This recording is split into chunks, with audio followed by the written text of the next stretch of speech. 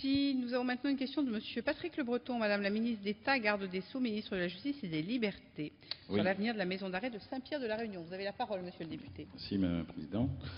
Monsieur le secrétaire d'État, à l'occasion d'une conférence de presse le 18 janvier dernier, Madame la ministre de la Justice avait présenté les grandes lignes de sa politique pénitentiaire pour les prochaines années, afin notamment de mieux prendre en compte les mesures tendant à l'amélioration des conditions de vie des détenus et des conditions de travail des personnels pénitentiaires prévues par la loi adoptée cet automne. Elle a engagé un vaste plan de fermeture d'établissements vétustes et de construction de nouvelles places. Elle a annoncé alors que près de 60 établissements devaient être fermés à l'horizon 2017. La prison de Saint-Pierre de la Réunion est un établissement qui, malgré diverses opérations de réhabilitation, présente un état de vétusté certain. En outre, cet établissement compte près de 135 détenus pour une capacité maximale de 121 places. Toutefois, le maintien d'une maison d'arrêt dans le sud de la Réunion est essentiel, compte tenu d'une part des capacités globales d'enfermement limitées à la Réunion, mais également compte tenu de l'augmentation élevée de la délinquance violente. Par ailleurs, une fermeture de cet établissement plongerait, vous en conviendrez, de nombreux fonctionnaires de l'administration pénitentiaire d'origine réunionnaise dans un profond désarroi, car l'existence d'un établissement dans le sud de la Réunion leur offre véritablement l'espoir d'une mobilité pour des gens qui ont longtemps œuvré en France hexagonale. En conséquence, je vous pose la question aujourd'hui, êtes-vous en mesure de me confirmer que la maison d'arrêt de Saint-Pierre ne fera pas partie des établissements qui fermeront bientôt?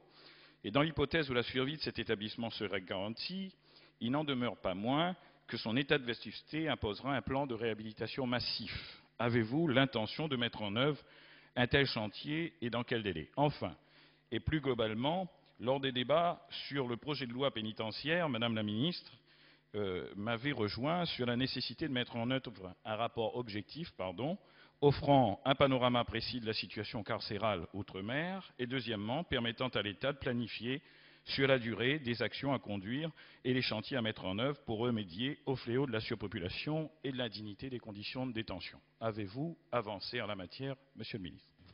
Monsieur le secrétaire d'État, vous avez la parole. Merci Madame la Présidente. Messieurs les députés, Monsieur Patrick Le Breton, vous posez une question tout à fait pertinente et à point nommé.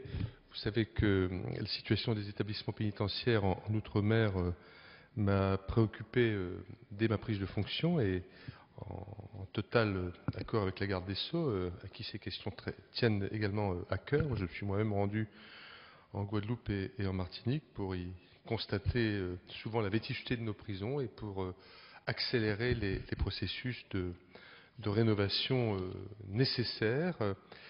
La maison d'arrêt de Saint-Pierre de la Réunion est un établissement surpeuplé, très vétuste, malgré les opérations de rénovation et de restructuration qui sont réalisées régulièrement.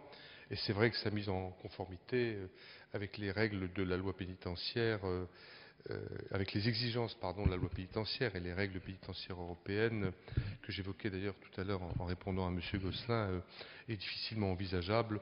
Et dans le cadre donc du nouveau programme immobilier en cours d'élaboration, nous avons décidé avec la garde des Sceaux la construction d'une nouvelle prison à Saint-Pierre, tournée vers un nouveau concept qui tienne compte à la fois des retours d'expérience, des bilans d'usage, des constructions précédentes, qui prennent en compte davantage l'obligation d'activité des détenus, l'encellulement individuel, le maintien des liens familiaux.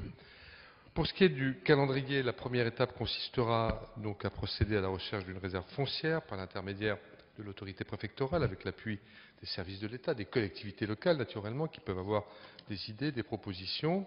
Cette localisation devra faire l'objet d'une étude, ces localisations devra faire l'objet d'une étude de faisabilité qui sera menée par la PIGE, dans le respect du cahier des charges qui aurait été évidemment préalablement validé par la direction de l'administration pénitentiaire, et les ouvertures des nouveaux établissements dans le cadre du futur programme immobilier interviendront entre mi-2015 et mi-2017.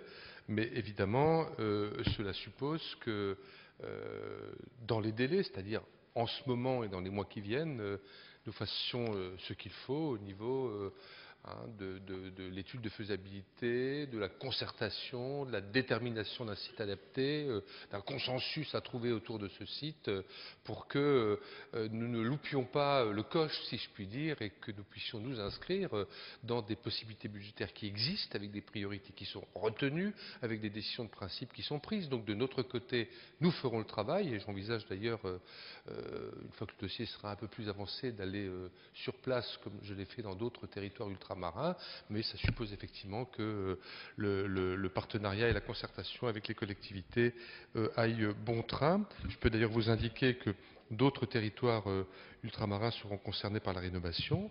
Je citais la Guadeloupe tout à l'heure avec la maison d'arrêt de Basse-Terre, puis la Nouvelle-Calédonie avec la construction de Nouméa, feront l'objet d'opérations d'envergure. Des travaux de rénovation, d'extension, de capacité vont également concerner la maison d'arrêt de Magicavo à Tahiti et le centre pénitentiaire de Remire-Montjoly en Guyane. Ce n'était pas votre question, mais je profitais de votre question également pour le préciser. Merci, monsieur le député. Monsieur le député. Oui, monsieur le secrétaire d'État, vous m'envoyez quelque part réjoui, puisque j'avais même mis en place donc une visite qui, pas plus loin qu'hier, s'était faite donc sur le site de Saint-Pierre, et l'interrogation était en effet, comme c'était un bâtiment de la Compagnie des Indes, et que malgré un programme de réhabilitation qui avait été mis en place par la précédente ministre, eh bien, force est de reconnaître que des travaux entrepris l'année précédente ramenaient véritablement à l'état de vétusté 1 an ou 2 ans après. Donc je me réjouis d'apprendre par votre voix ce matin que c'est sur la voie d'une nouvelle construction que Saint-Pierre et le sud de l'île, qui va accueillir 100 000 habitants dans les 15 ans qui viennent, sera doté donc d'une nouvelle prison, d'une nouvelle maison d'arrêt, et je ne manquerai pas de m'en faire le relais. Merci. Merci, monsieur le député.